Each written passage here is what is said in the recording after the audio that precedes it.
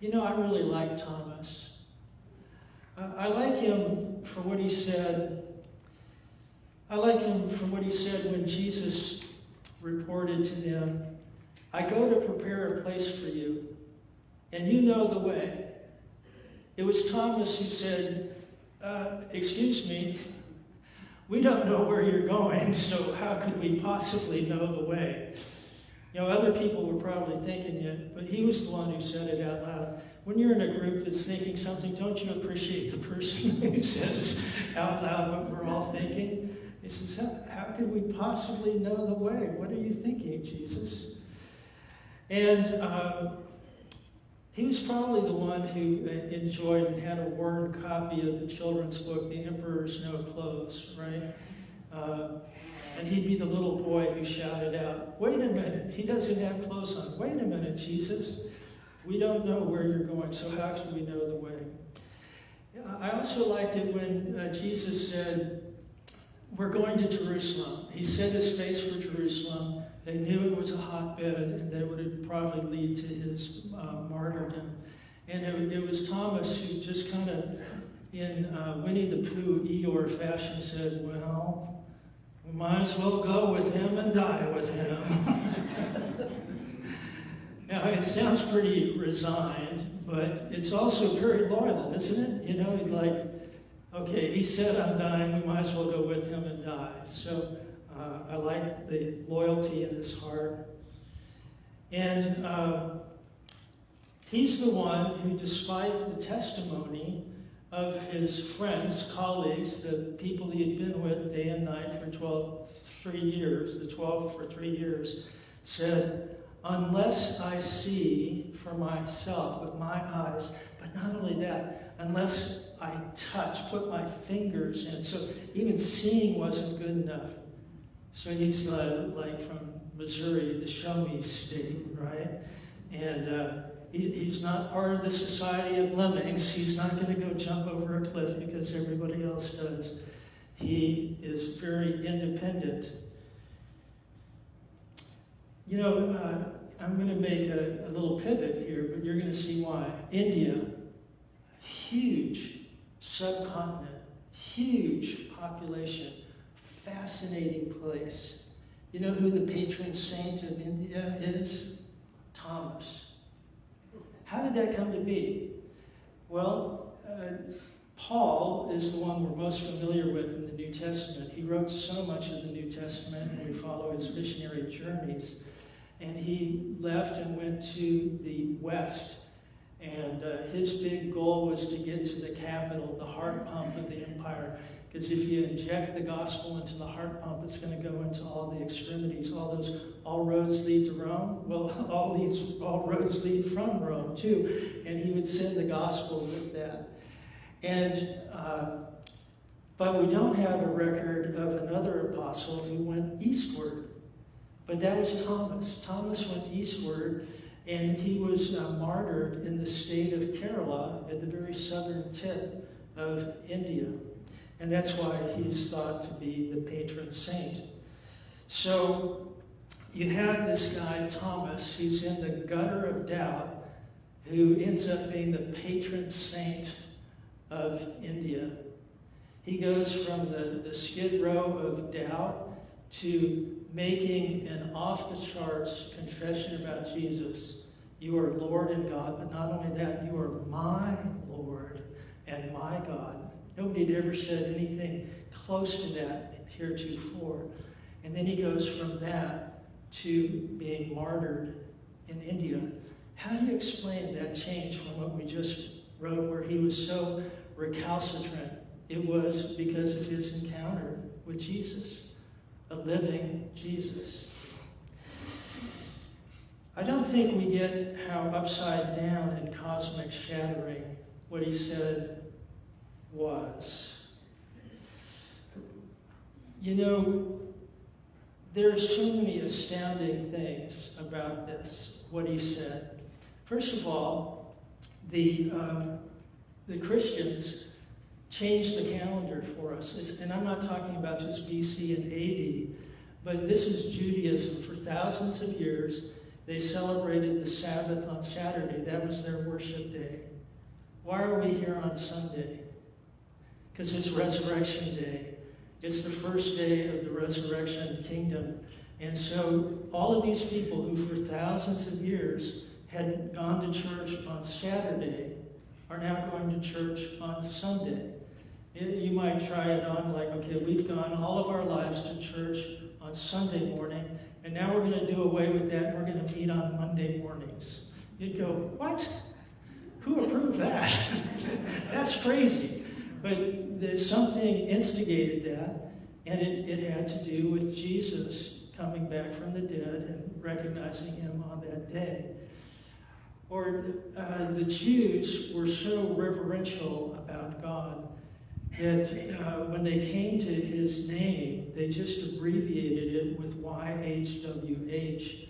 We suppose it to be Yahweh, or if you put it with English alphabet, you get Jehovah. But we don't really know what it means. But when they came to that, whenever they were speaking or writing, they would pause and they would say, the Lord, instead of Yahweh or Jehovah. They just didn't want to utter the name. And when they were writing, they would stop and do a washing ceremony and then write the name and then continue on. That's how reverential they were. And they had this notion of God being indivisible. Shema Yisrael Adonai Eloheinu Adonai Echad. Hear, O Israel, the Lord our God is one God. And so you get into all of this reverence, and now you have a guy who's steeped in this. All his family, generations have been steeped into it. They are known throughout the Mediterranean world as radical monotheists and a little bit crazy in their devotion to this one God who supposedly made time and space. So he's the creator of creation, but he's not in creation. He made time and space, but he's not in time and space. He's outside of all of that. And now you have a guy steeped in all of that who says, oh, this is him. That God, the one that we do the washing about, and that we do the tetragrammaton about, and that we do the indivisible Shema about, the one who's outside of time and space. Yeah, that's Jesus. Crazy, preposterous. What a pivot that comes out of his mouth.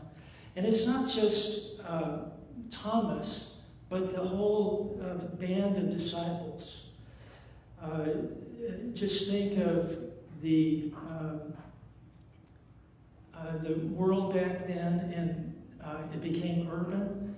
The urbanization of the world has taken place for a couple thousand years.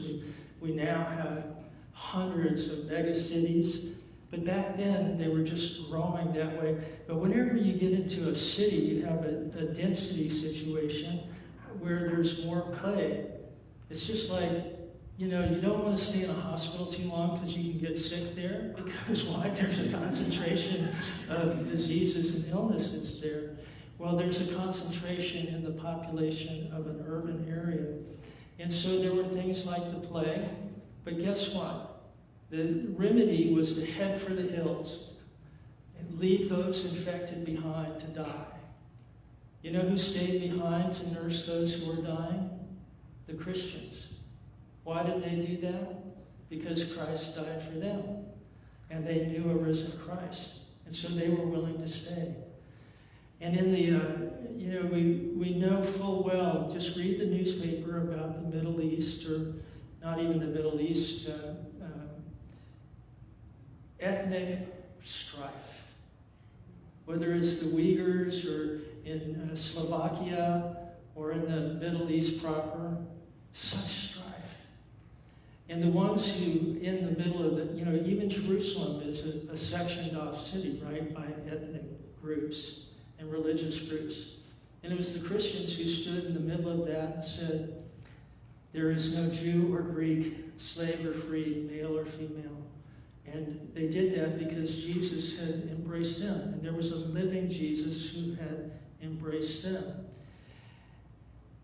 And anathema as this is, everybody wasn't in the same mindset as we 21st century Americans are. But a baby, a female baby, was a liability. You had dowry and expenses, and if you're going to have a child, you want a male child. And so there was infanticide. They took the female babies to the garbage dump outside of town and left them there. Who went and collected them? The Christians. Because no one should be left alone. They should all be embraced because God, the living Christ, had embraced them. By the way, this turns out for the good because there becomes an imbalance in the population when you're doing that. You have all these men and no women to marry. So when they were looking for women to marry, they would come to the Christian orphanage. And they said, "Do you have any women here to marry?" They said, "Well, if you become a Christian." And so it worked out pretty well.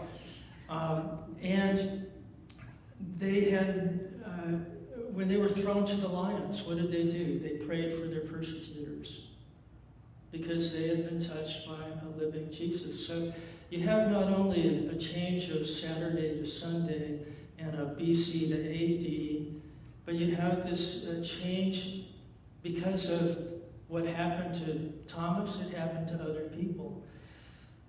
And we have to say, what accounts for all of that change? And simply the New Testament says, and I'm saying to you this morning, there was a real Jesus who really appeared and took somebody as recalcitrant and reasonable and prove it to me, sensible kind of guy as Thomas and converted him. Just gave so much proof that he turned his life in a 180. So we have a changed Thomas in this passage, and I hope that we will never more just label him singularly as a doubting Thomas, but recognize him as the confessing Thomas. What lessons can we draw from this? First of all, Jesus finds us. If you have doubt, Jesus will find you. He found Thomas, right? So if you've got some honest doubts, don't let that worry you. Jesus will find you. Now, I've been to a doctor or two where I said, I'd like a second opinion. And they got puffed up and said, "Well, you're off my list. Go help yourself to a second opinion." But that's not Jesus. He doesn't say, "Oh, you've got a doubt about me, you're off my list." Just his whole character is, if there's somebody else better to follow, I want you to follow that person. That's his nature.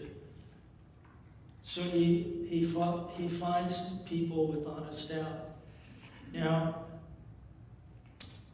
he may take a week, which is what happened with Thomas, right? He appeared to the group of 10.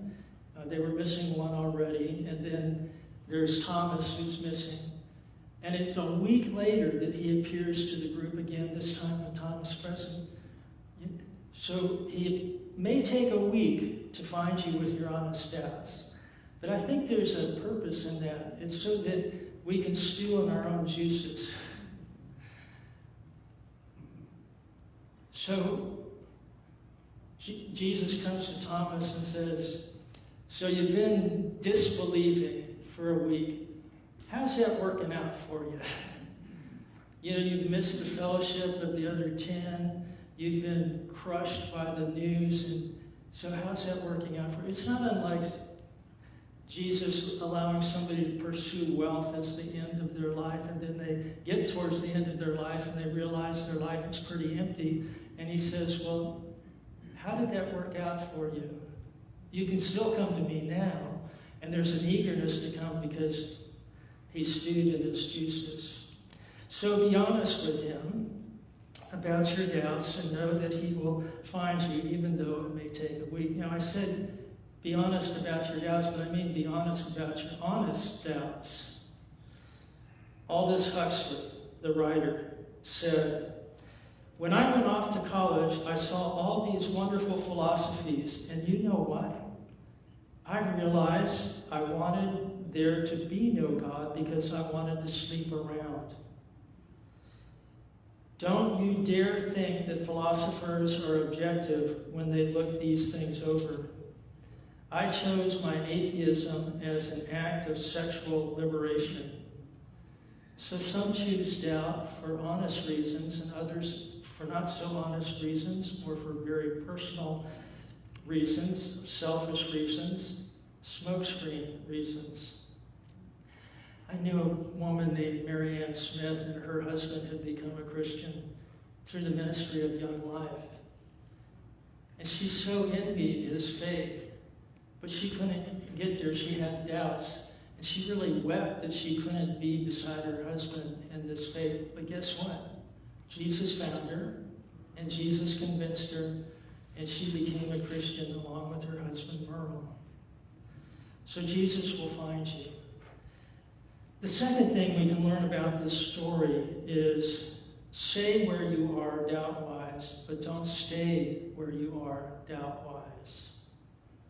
Thomas started in doubt, but he didn't stay there, did he? Now, doubt of the resurrection is a faith position.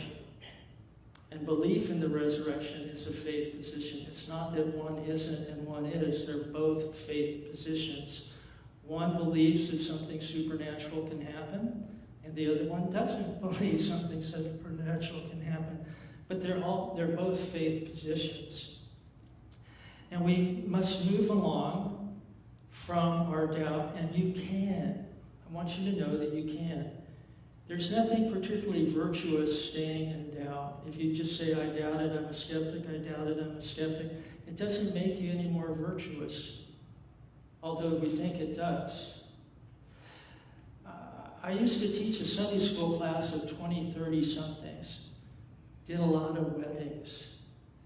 But some dated in their 20s and 30s for like 10 years. And I honestly thought, and it's even said to them, look, paint or get off the ladder, man. You know, if you've dated for 2 years and you have hesitancies, figure out what it is you're hesitant about and resolve it. And if you can't, move on. Some of them wasted years of their lives in a stymied relationship. And we can do the same thing, have a stymied relationship where we never identify what the problem is that we have with Jesus and figure out how to get that answered. Now sometimes, we think faith has consequences, but unfaith has consequences also. Doubt has consequences. Let's say you're a ship owner and you disbelieve reports of your vessel not being seaworthy. You get a report, your vessel is not seaworthy, and you disbelieve it. You're skeptical about it. You doubt it. And you can voice this disbelief strongly, confidently, stridently, or maybe even weakly. And your ship goes out to sea and sinks with all passengers on board. Was there a consequence to your disbelief? Sometimes very serious and widespread.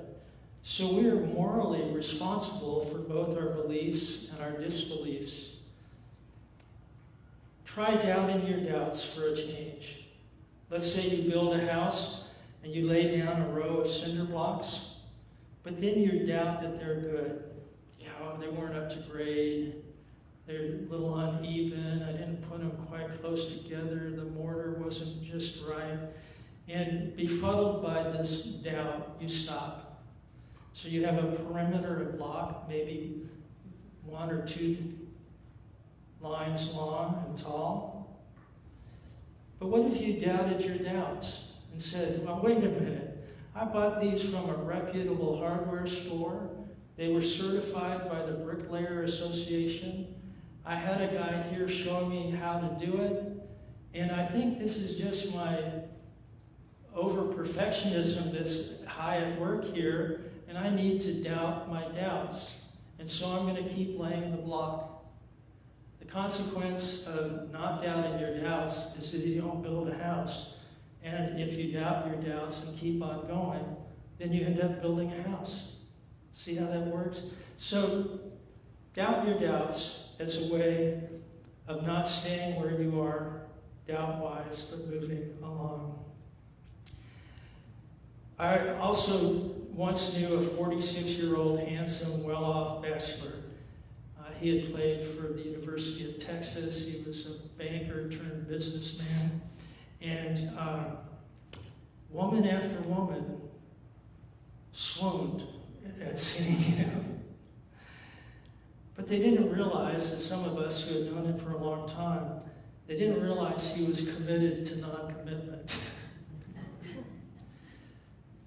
That's where Thomas was. He was committed to non-commitment.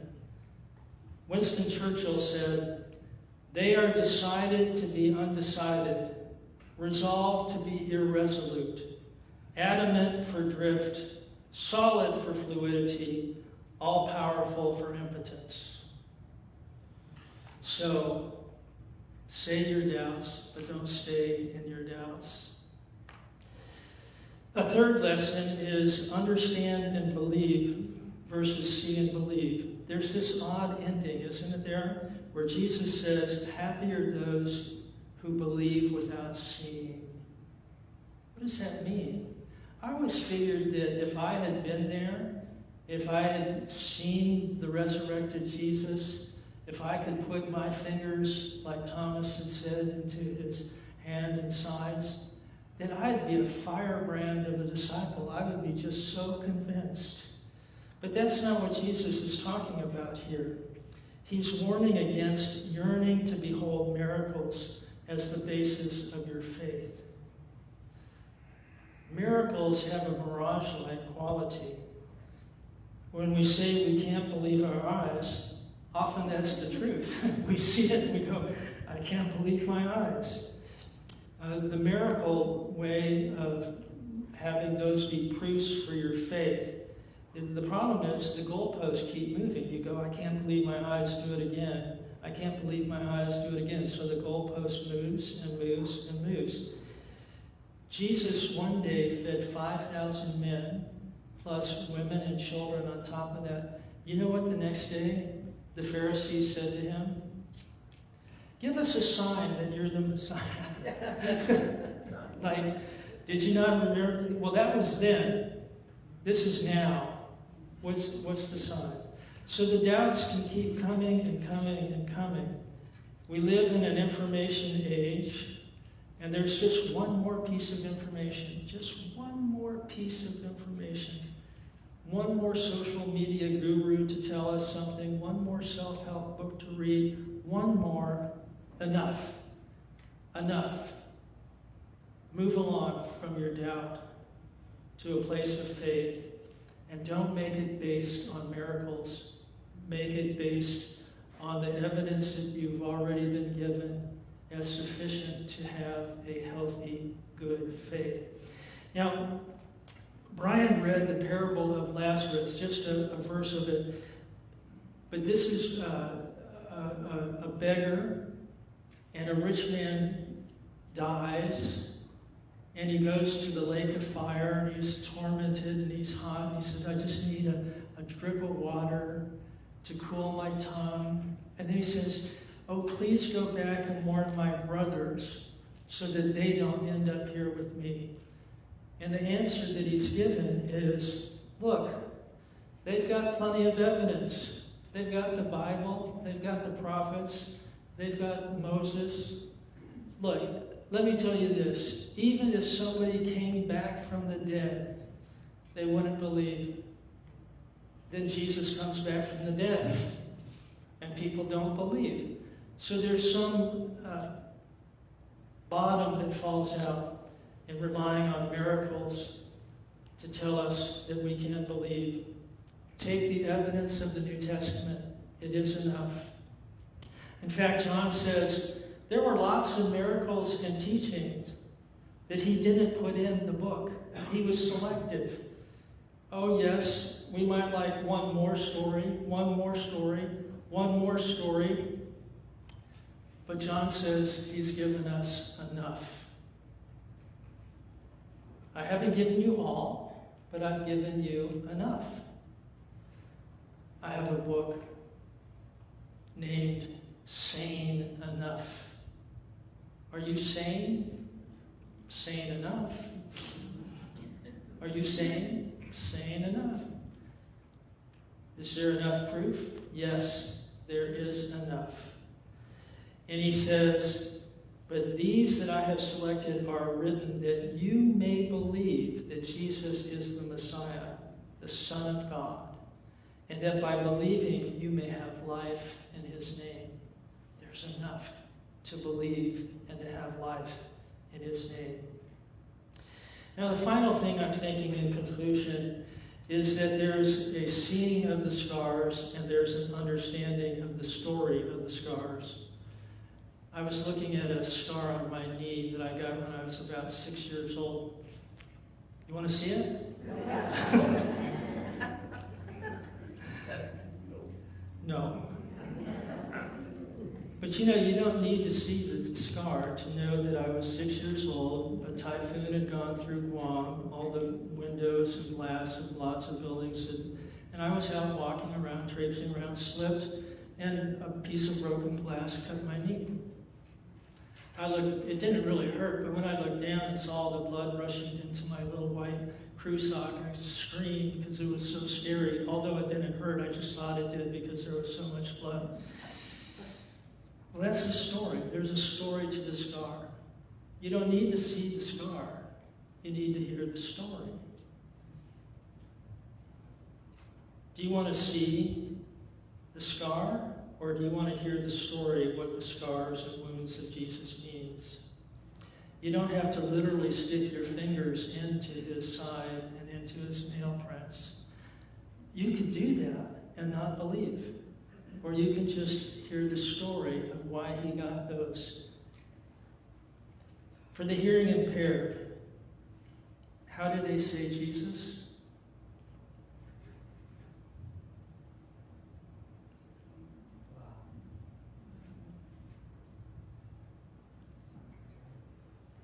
Jesus, you got the story of how he got holes in his hands and holes in his side. And you understand that there was one who took on flesh and blood and was wounded for our transgressions because he loved you and me, and by his wounds we are healed. So let's remember from here on Thomas, not as doubting Thomas, but as confessing Thomas, and that he helps us know that there is enough to believe, and that Jesus was scarred for you and for me. The word of the Lord. Thanks be to God. Let's pray.